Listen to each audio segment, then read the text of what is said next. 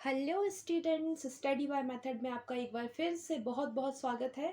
आज हम सीखने जा रहे हैं how to solve multiplication and division of square root. तो कैसे करते हैं, पहली वीडियो में मैंने डिस्कस किया था addition and subtraction square root का कैसे किया जाता है।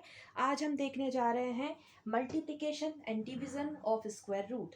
तो सबसे पहले हम सॉल्व करेंगे मल्टीप्लिकेशन किस तरह से किया जाता है। तो चलिए मैं आपके सामने एक क्वेश्चन लिखती हूँ। √2 मल्टीप्लाई बाय √2 कैसे होगा ये। तो इसका जो बेसिक कंसेप्ट है वो कुछ इस तरह से है। हम सब जानते हैं ये जो साइन है इसे हम क्या कहते हैं, रेडिकल साइन या फिर स्क्वायर रूट का साइन या फिर रूट का साइन। इसकी वैल्यू कितनी होती है, 1/2 हाफ होती है। ठीक है, अब आपको करना क्या है, मल्टीप्लिकेशन करना है। ध्यान से साइन देखिए, ये मल्टीप्लाई करने लिखा है तो √2 और √2 होता है 2। ये आपका आंसर है। अब कैसे होता है उसे देखिए। तो देखिए इसका कुछ बेसिक कंसेप्ट जो है वो इस तरह से है। जब भी हम एडिशन सब्ट्रैक्शन में क्या देख रहे थे, रूट के अंदर की जो वैल्यू होती है ना, जिसे हम रेडिकेंड बोलते हैं, इसके अंदर जो वैल्यू होती है उसे आपको देखना रहता है कि ये सेम है या सेम नहीं है। बट आपको मल्टीप्लिकेशन के केस में ये नहीं देखना है कि रूट के अंदर की वैल्यू सेम है या फिर नहीं है। आप कैसे करते हैं, जो अलग अलग रूट होता है ना, तो रूट के अंदर की जो वैल्यू है वो एक साथ आ जाती है। तो ये कुछ इस तरह से होगा। ये आपने रूट बनाया 2 × 2।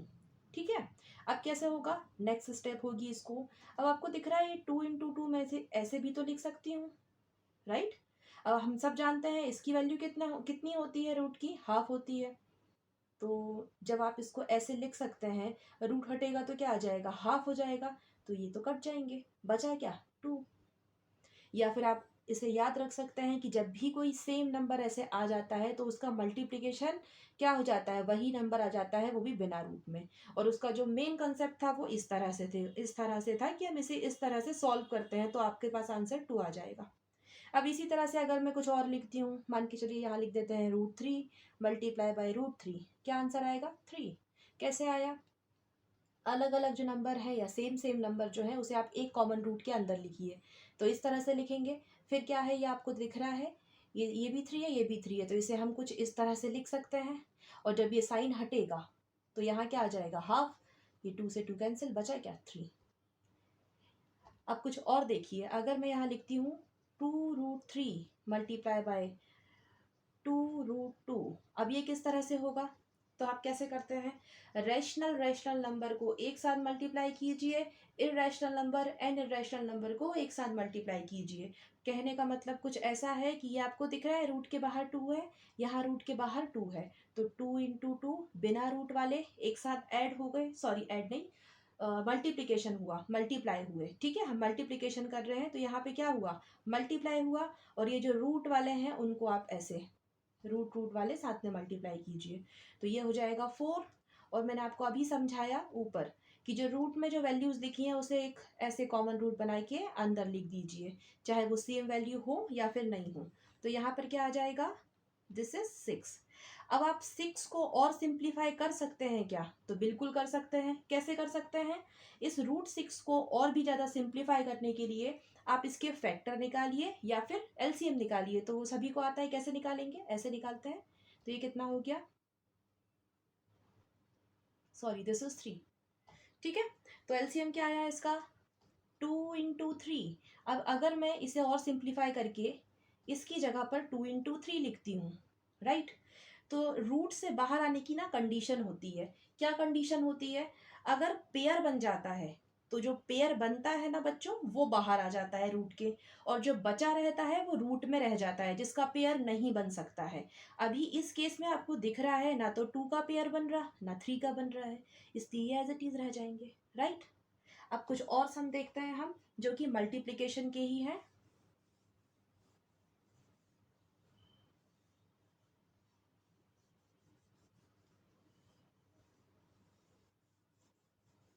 देखिए अब हम कुछ और करेंगे सम। जैसे मैं एक और लिखती हूँ यहाँ पर, 2√3 मल्टीप्लाई बाय 4√3। अब क्या हो जाएगा, जो बिना रूट में है उसको मल्टीप्लाई कीजिए और जो रूट में है उसको इस तरह से कर दीजिए। और हम सब जानते हैं √3 √3 3 होता है, तो मतलब ये हो जाएगा 3। आंसर कितना आया, 24। ठीक है, अब कुछ और सम लेते हैं हम। मान के चलिए यहाँ लिखा है √2 मल्टीप्लाई बाई √3, इसका आंसर क्या हो जाएगा? तो ये हो जाएगा कुछ इस तरह से, तो ये हो जाएगा 6। अब चाहे तो 6 को आगे सिंप्लीफाई कर सकते हैं। अगर पेयर बनेगा तो रूट के बाहर आएगा, पेयरिंग नहीं होगी तो रूट में ही रह जाएगा। ठीक है, और करके देखते हैं।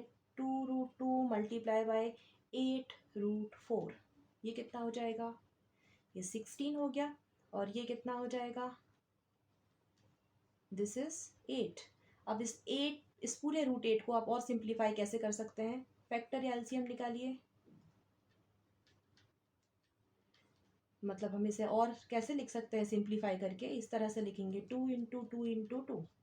अभी समझाया है आपको कि पेयर अगर बनता है तो उसे रूट से बाहर निकालिए, और जो पेयर नहीं बन पाता है उसे रूट में रहने दीजिए।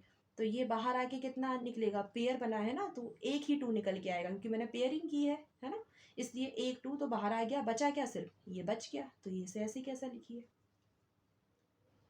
ये कितना हो गया? 32√2।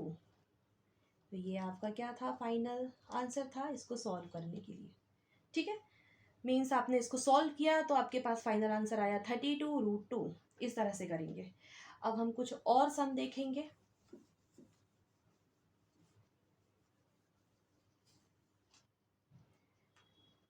(2√6 मल्टीप्लाई बाई 3√2) कैसे हो जाएगा? 2 × 3, और ये रूट वाला जो होता है उसे आपने ऐसे लिखा। ये कितना हो जाएगा? This is 6। और ये कितना हो जाएगा? 12।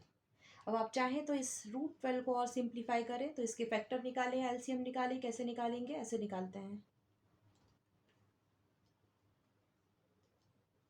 ठीक है, तो मैं यहाँ लिख सकती हूँ इसकी जगह पर ये जो आपने निकाले हैं अभी फैक्टर इसके, ये लिख दिया। अब आपको पता है पेयर अगर बन रहा है तो उसे बाहर लाइए। तो ये पेयर बन रहा है, तो ये कितना हो जाएगा? 2, बचेगा क्या? 3।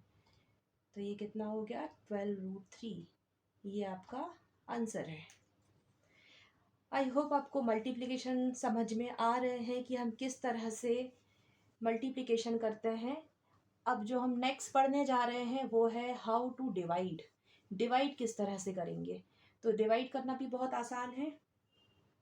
देखिए, मान लीजिए मैंने एक यहाँ क्वेश्चन लिखा है 2√2 डिवाइडेड बाय 3√2।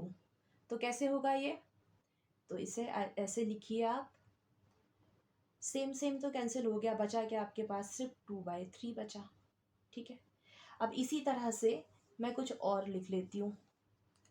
जैसे यहाँ लिखा है 8√2 डिवाइडेड बाय 4√2। इसे कैसे डिवाइड करेंगे? तो 8√2 डिवाइडेड बाय 4√2, ये सेम तो है, कैंसिल आउट हो गया। और ये कितना हो जाएगा? 2 टाइम्स। तो आंसर आपका क्या आया? 2।